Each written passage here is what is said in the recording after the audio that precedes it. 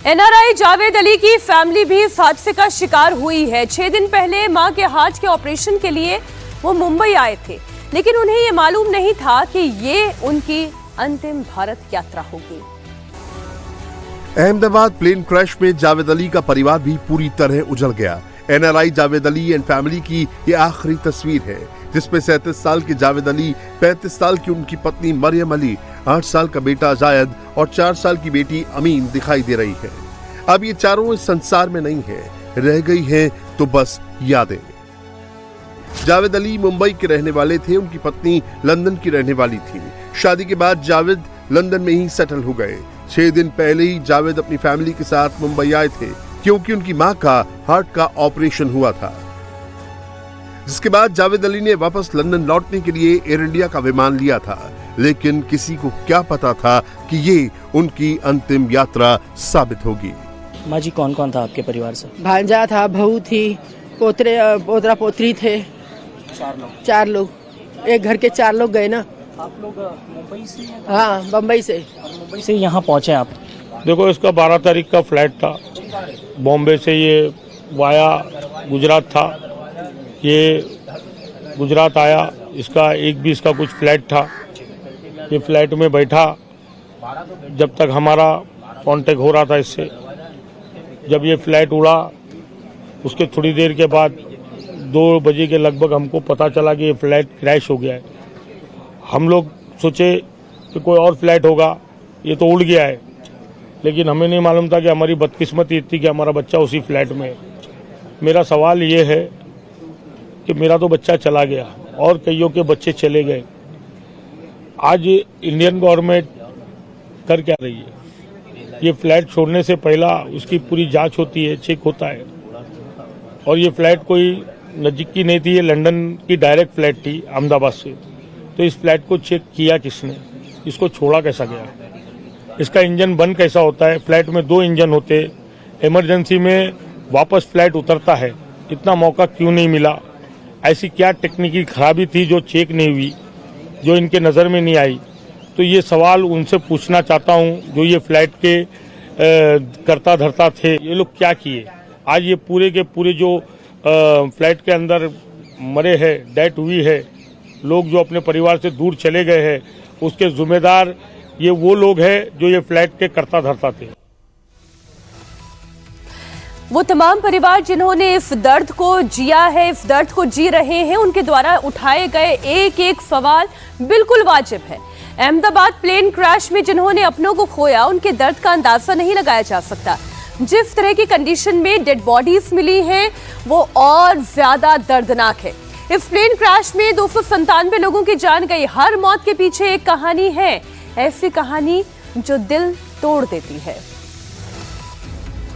ये सद्दिका बेन टेपलीवाला है और उनके साथ तस्वीर में जो प्यारी सी बच्ची नजर आ रही है, उसका नाम फातिमा है।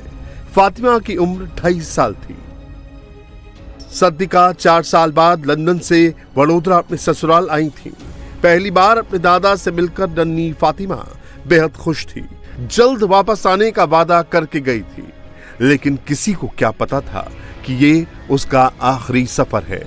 इस बार वो जाएगी तो कभी वापस लौटकर नहीं आएगी।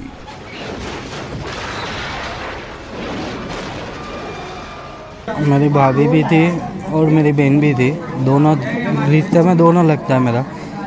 और मेरी भतीजी थी, वो लोग 16 तारीख को यहाँ पे आए थे शादी अटेंड करने। लंदन जाने के लिए यहाँ से रवाना हुए थे और 1:10 की उनकी फ़्लाइट थी। वो यहाँ से निकले थे 7 बजे और वहाँ पे पहुँचने के बाद 1:40 को हमारे को पता चल गया कि प्लेन क्रैश हुआ है। कौन छोड़ने गया था?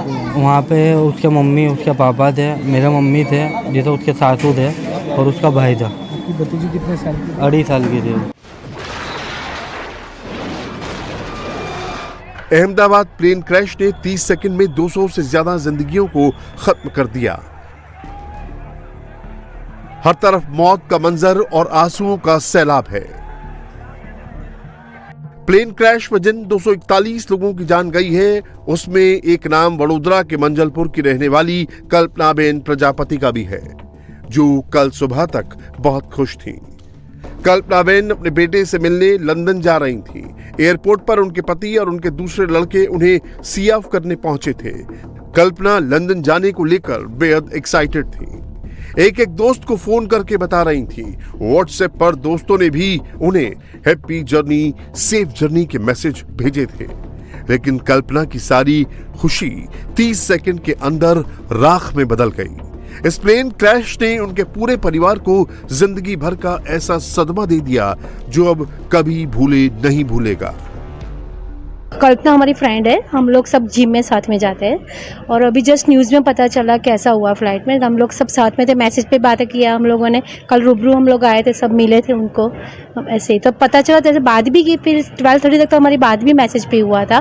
फिर न्यूज़ में से पता चला कि ये हुआ है तो उनके फैमिली वालों से बात की तो वो लोग अभी अहमदाबाद गए हैं। नहीं, जस्ट हम लोगों ने सबने हैप्पी जर्नी, सेफ जर्नी ऐसे मैसेज पे बात किया उसको, और उसका थैंक यू करके मैसेज भी आया उसका। उसने पोस्ट डाली थी तो हमने उसको पोस्ट को लाइक करके मैसेज किया था। लड़के को मिलने जा रहे थे वो उनको, और उसके हस्बैंड और उसके छोटे लोग सब छोड़ने गए थे उनको, छोड़ने गए थे। कल्पनाबेन नाम है उनका, बहुत अच्छे है स्वभाव के। सुबह में वो जब जा रहे थे लंदन, वो मुझे बोल के गए कि परिसर देखना घर पे सभी को। हाँ, सुबह आज सुबह मैं यहाँ पे पेपर पढ़ रहा था। सुबह में बहुत अच्छे, स्माइलिंग फेस। उनके रिलेटिव्स थे, फ्रेंड्स थे, वो सब रखने के लिए गए थे। अहमदाबाद से लंदन जा रही बोइंग 787-8 ड्रीम लाइनर सूरत के इस डॉक्टर कपल की आखिरी फ्लाइट साबित हुई।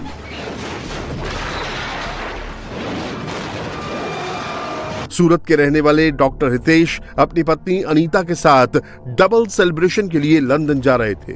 उनके 2 बेटे अमेरिका में रहते हैं जबकि उनकी बहन लंदन में रहती हैं। अमेरिका में उनके बेटे की वाइफ ने लड़के को जन्म दिया है तो लंदन में शाह की बहन का जन्मदिन भी था। ये परिवार पहले लंदन में बहन का बर्थडे मनाता और फिर पोते को देखने अमेरिका जाने वाला था।